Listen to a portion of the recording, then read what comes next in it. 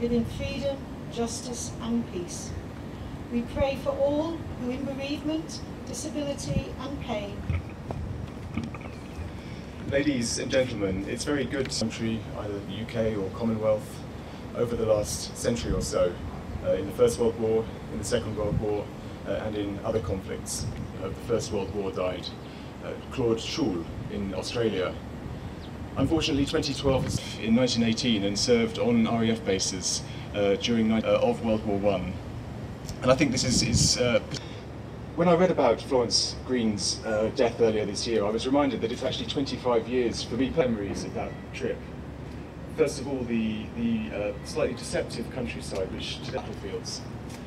But also I remember visiting these and how we should capture their experience so that we can, as Green had died, and I think now it's especially important on Remembrance Day that we think back and remember for two other reasons in relation to Remembrance Day. The first, Royal British Legion.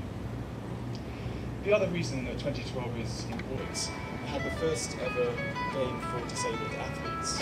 It's relevant this year, because this year was the first Olympics in history where all the countries, the Olympics really embodies values such as freedom, who have given their lives and fought for. And I think that's the message. Standing up for the values of freedom, tolerance. So I would encourage you all to think about how we can do that in our daily lives, whilst today, of course... Written by Don Crawford, entitled Why Wear a Poppy? Please wear it. This is Remembrance Day, and the poppy there is the symbol for the boyish smile. But he seemed with us such a little while. But the war went on and he had to stay, and all I could do was wait. Did he come back all right?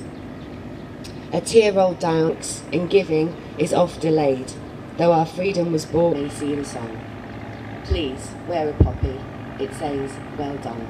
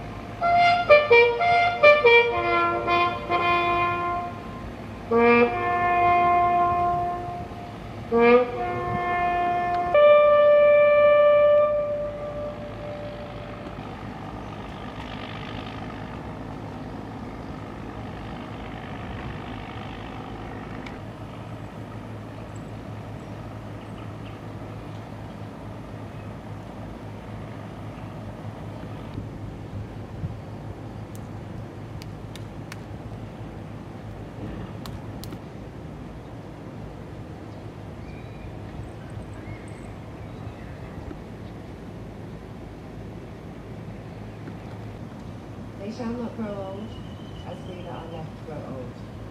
Age shall not weary them, nor the years condemn. At the going down of the sun, and in the morning, we will remember them.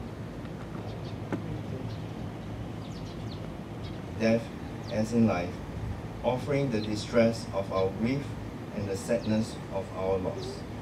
May God give peace. For all members of the armed forces, peace. For peacemakers and peacekeepers who seek to keep this world secure and free, may God give peace. For all who bear the burden today. Why you celebrate this ceremony?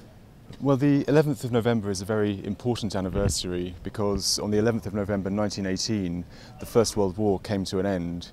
So since that time, the 11th of November has been Remembrance Day in the UK and in the Commonwealth, where we remember all of the servicemen and women who have given their lives for their country and served in defence of freedom and peace.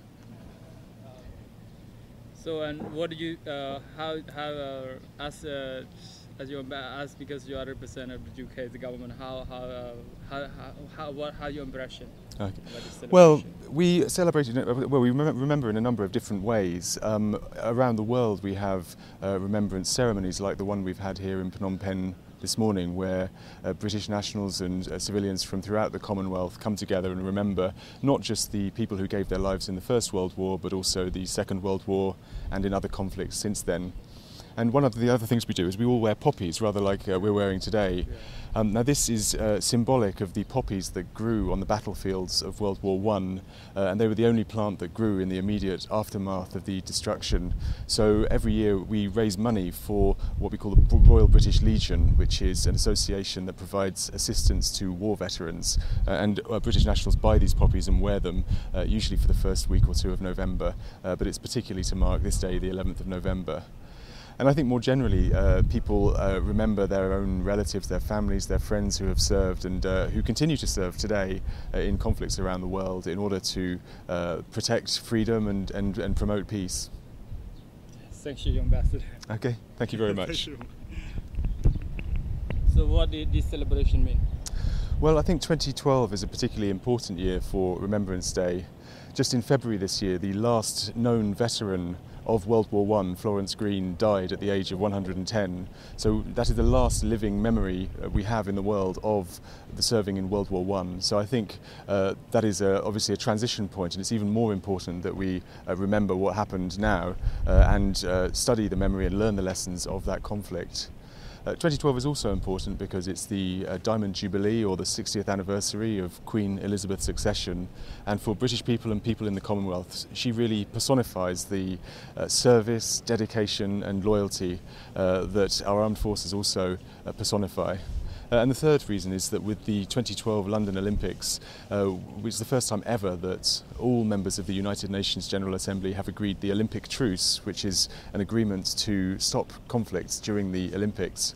And I think I'm very pleased that London hosted a successful Olympics this year to bring together countries from all around the world and stand for those Olympic values, which are, of course, freedom, peace, cooperation between different countries. So I think 2012 is a very distinctive Remembrance Day, and we need to keep on remembering in years to come to make sure that the sacrifice of service people is not forgotten and the lessons from history are learnt.